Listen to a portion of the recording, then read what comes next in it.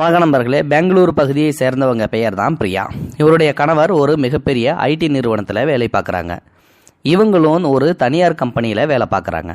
ஆக இருவருமே தினமும் வேலைக்கு போயிட்டு தினமும் வீட்டுக்கு வந்துடுவாங்க. இவங்களுக்கு 2 குழந்தைகள் இருக்காங்க. அந்த 2 குழந்தைங்களுமே ஸ்கூல் போயிட்டு இருக்காங்க. இவங்க காலையில் எழுந்திரிச்சு கிளம்பி ரெடியாகி பிள்ளைங்களையும் கிளப்பி ரெடியாகி வண்டியில் உட்கார வச்சு நேராக கொண்டு போயிட்டு ஸ்கூலில் இறக்கி விட்டுட்டு அதுக்கப்புறம் அவங்கவுங்களோட ஆஃபீஸுக்கு போவாங்க. இப்படியே திருப்பி வரும்போது வேலை முடிஞ்சு பிள்ளைங்கள கூட்டிகிட்டு வந்துடுவாங்க. ஒரு நாள் அப்படி தான் பிரியா வழக்கம் போல் பிள்ளையை கொண்டு போயிட்டு நேராக ஸ்கூலில் விட்டுட்டு அதுக்கப்புறம் ஆஃபீஸ் போயிட்டு திருப்பி ரிட்டர்ன் வரும்போது தன்னுடைய வண்டியில் பெட்ரோல் கம்மியாக இருக்கிறத தெரிஞ்சுக்கிட்ட அவங்க இன்னும் கொஞ்சம் தூரம் தான் போகும், அதுக்கப்புறம் நின்றுப்பிடுவோம், அதனால் இப்போவே போயிட்டு பெட்ரோல் போட்டுடலாம் அப்படின்னு சொல்லிட்டு நேராக ஒரு பங்குக்கு போகிறாங்க. பெட்ரோல் ட்ரை ஆகிறதுக்கு முன்னாடி போடணுன்றதுக்காக.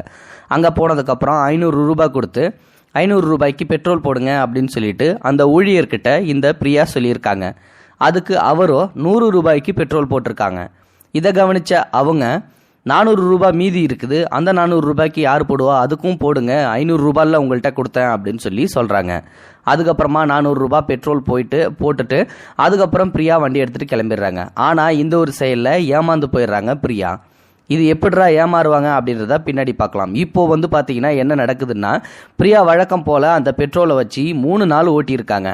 3ஆவது நாள் கடைசியில் ஆஃபீஸில் இருந்து வண்டியை விட்டு எடுத்துட்டு கொஞ்சம் தூரம் வந்திருக்காங்க. உடனே பார்த்தீங்கன்னா பெட்ரோல் தீர்ந்து போயிடுச்சு. இப்போது எப்பயுமே நம்ம வழக்கமாக பெட்ரோல் போட்டால் 5 நாளைக்கு ஓடும். 500 ரூபாய்க்கு போட்டால் நம்ம ஆஃபீஸை தவிர வேறு எங்கேயும் போக மாட்டோம். அப்படியே போகிற மாதிரி இருந்தாலும் கணவரோட பைக்கில் தான் போகும். ஆனால் இப்போ 500 ரூபாய்க்கு போட்டு 3 நாளில் தீர்ந்துருக்கு அப்படின்னா எங்கேயோ ஏதோ மிஸ்டேக் நடந்திருக்கு. அதனால் இது என்னன்னு சொல்லிட்டு கண்டுபிடிக்கணும் அப்படின்றதுக்காக தான் தன்னுடைய கணவர்கிட்ட நடந்த ஒரு விஷயத்த எல்லாத்தையும் சொல்கிறாங்க. இந்த மாதிரி என்னுடைய வண்டியில் பெட்ரோல் இன்றைக்கி 3 நாள்லேயே தீர்ந்து போச்சு. எப்பயுமே 500 ரூபாய்க்கு போட்டால் 5 நாளைக்கு ஓடும். நான் ஆஃபீஸ் மட்டும் தான் போயிட்டு வரேன். ஆனால் இன்றைக்கி 3 நாள்லேயே தீர்ந்து போச்சு. அதுக்கப்புறம் நான் கொஞ்சம் நேரம் தள்ளிட்டு மறுபடியும் பெட்ரோல் போட்டு ஓட்டிகிட்டு வந்தேன். ஆனால் நான் எந்த இடத்துல ஏமாந்துருக்கேன், எப்படி பெட்ரோல் தீர்ந்துச்சுன்னே தெரியலங்க அப்படின்னு சொல்லிட்டு அவங்களுடைய கணவர்கிட்ட சொல்லும்போது அந்த கணவர் யோசித்து பார்த்துட்டு, ஒன்று வண்டியில் ஏதாவது ப்ராப்ளமாக இருக்கலாம், எண்ணெய் நிறையா குடிக்கிற மாதிரி இருக்கலாம், அப்படி இல்லை அப்படின்னா அந்த பெட்ரோல் பங்கில் தான் திருடி இருக்க வாய்ப்பு இருக்குது, இது 2த்துல ஏதாவது ஒன்று தான் நடந்திருக்க வாய்ப்பு இருக்குது அப்படின்னு சொல்லிட்டு அந்த கணவர் சொல்கிறாரு. சரி, இதை நம்ம எப்படியாவது கண்டுபிடிக்கணும், நம்ம கோழையாக இருக்கக்கூடாது அப்படின்னு சொல்லிட்டு பிரியா என்ன முடிவு பண்ணுறாங்க அப்படின்னா, தன்னுடைய குழந்தைய வழக்கம் போல் காலையில் ரெடி பண்ணிவிட்டு நேராக கொண்டு போயிட்டு ஸ்கூலில் முதல்ல விட்டுறாங்க. அதுக்கப்புறமா போய் அந்த பெட்ரோல் பங்க்லேயே மறுபடியும் பார்த்தீங்கன்னா 500 ரூபாய்க்கு போட சொல்கிறாங்க. ஆனால் இந்த நேரம் அந்த பையனே கிடையாது, வேறொரு ஊழியர் பையன் நிற்கிறான். சரி பரவாயில்ல, யாராக இருந்தால் என்ன, எப்படி போடுறாங்கன்றதை கவனிப்போம் அப்படின்றதுக்காக பிரியா என்ன பண்ணியிருக்காங்கன்னா 500 ரூபாய் கொடுத்து 500 ரூபாய்க்கு பெட்ரோல் போடுங்கன்னு சொல்லியிருக்காங்க. இப்போது அந்த ஊழியர் மறுபடியும் அதே செயலையே தான் செய்கிறாரு. இந்த வேற ஒரு ஊழியரும் அதாவது 100 ரூபாய்க்கு பெட்ரோல் போட்டு முடிஞ்சிச்சு அப்படின்னு சொல்லி சொல்கிறாரு.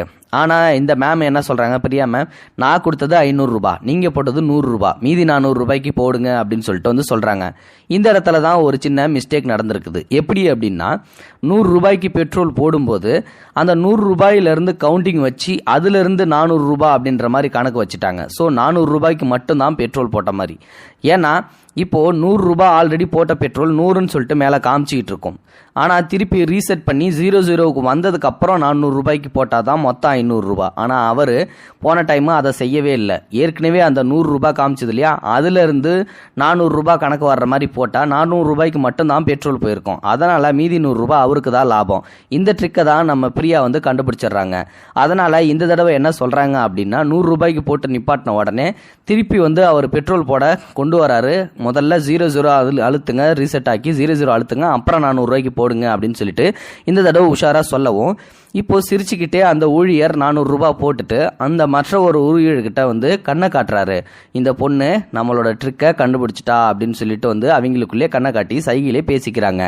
ஸோ அதுக்கப்புறமா பார்த்தீங்கன்னா இந்த ஒரு செயலை கண்டுபிடிச்சதுக்கு அப்புறமா நம்ம பிரியா என்ன பண்ணுறாங்க அப்படின்னா, தன்னுடைய ஃபேஸ்புக் பக்கத்தில் இந்த மாதிரியெல்லாம் பெட்ரோல் பங்கில் நடக்குது, அதனால் கொஞ்சம் உஷாராகவே இருங்க பெட்ரோல் போட போனீங்கன்னா அப்படின்னு சொல்லிட்டு தன்னுடைய ஃபேஸ்புக் பக்கத்தில் பதிவிட்டிருக்காங்க. அதாவது 500 ரூபாய்க்கு போட்டேன், முதல்ல 100 ரூபாய்க்கு போட்டு திருப்பி அந்த 400 ரூபாய்க்கு போட சொல்லும்போது 00 ஆக்காமல் அதே 100 ரூபாயில கண்ட்ரிபியூட் பண்ணி 400 காமிச்சு என்னை முட்டாளாக்கி 500 ரூபாய்க்கு போட்ட மாதிரி கணக்கு காமிச்சிட்டாங்க. ஆனால் 100 ரூபாய் பெட்ரோலை அவங்க திருடிட்டாங்க அப்படின்ற விஷயத்த தெள்ள தெளிவாக தன்னுடைய ஃபேஸ்புக் பக்கத்தில் பதிவிட்டிருந்தாங்க. இந்த ஒரு செயலை பார்த்தா எல்லோருமே அந்த பெட்ரோல் பங்கு உண்மையிலுமே கடுமையான தண்டிக்கணும், அவங்களெல்லாம் வேலையை விட்டு தூக்கணும், இனிமேல்ட்டு நம்மளும் உஷாராக இருக்கணும்னு சொல்லிட்டு விமர்சனம் தெரிவிச்சிருந்தாங்க. ஸோ அதனால் இந்த வீடியோவிலேருந்து எதை சொல்ல வரோம் அப்படின்னா, எந்த ஒரு இடத்துலையுமே போயிட்டு யாரையுமே நம்பி ஏமாந்துடக்கூடாது.